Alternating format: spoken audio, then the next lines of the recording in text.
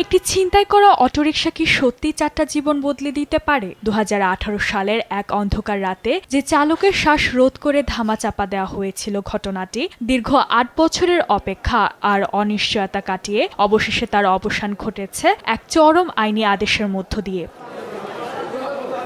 নাটোরে বহুল আলোচিত অটোরিকশা চালক শান্ত হত্যা ও ডাকাতি মামলায় 4 আসামিকে যাবজ্জীবন কারাদণ্ড এবং অপর এক আসামিকে 5 বছরের সশ্রম কারাদণ্ড দিয়েছে আদালত। 22 জুলাই নাটোরের অতিরিক্ত দায়রা জজ আদালতের বিচারক মোহাম্মদ দেলোয়ার হোসেন এই রায় ঘোষণা করেন। এই আসামিদের এই 3 জন আসামি শরীফুল, লিটন এবং মাজিদুল, মোহাম্মদ রানা এবং 5 নম্বর আসামি শওকত আলীর বিরুদ্ধে 302 এবং 34 ধারায় চার্জশিট দাখিল করা হয়।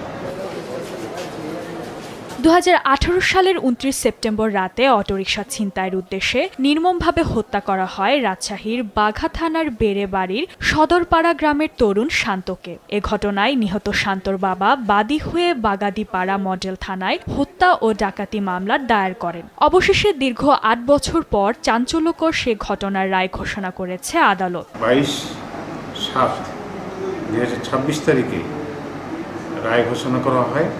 এই রায় ঘোষণাতে 4 জন আসামিকে এই 302 এবং 34 ধারায় যাবজ্জীবন কারাদণ্ড প্রদান করা হয়।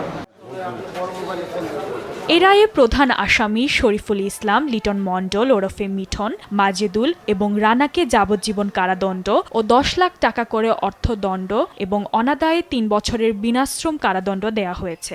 এছাড়া অপর একটি ধারায় এই 4 জনকে 5 বছরের সশ্রম কারাদণ্ড ও 50,000 টাকা জরিমানা এবং অনাদায়ে আরও 1 বছরের কারাদণ্ডের আদেশ দিয়েছে আদালত। এই 4 জন আসামি 354 এবং 34 ধারায় প্রত্যেকে 5 বছর সশ্রম কারাদণ্ড এবং 50,000 টাকা অর্থদণ্ড প্রদান করা হয় এবং অনাদায়ে আরও 1 বছর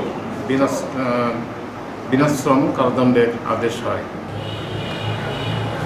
অন্যদিকে আসামি শওকত আলী মণ্ডলকে 5 বছরের সশ্রম কারাদণ্ড এবং 50,000 টাকা জরিমানা এবং অনাদায়ে আরও 1 বছরের বিনাশ্রম কারাদণ্ড ভোগের আদেশ দেওয়া হয়েছে।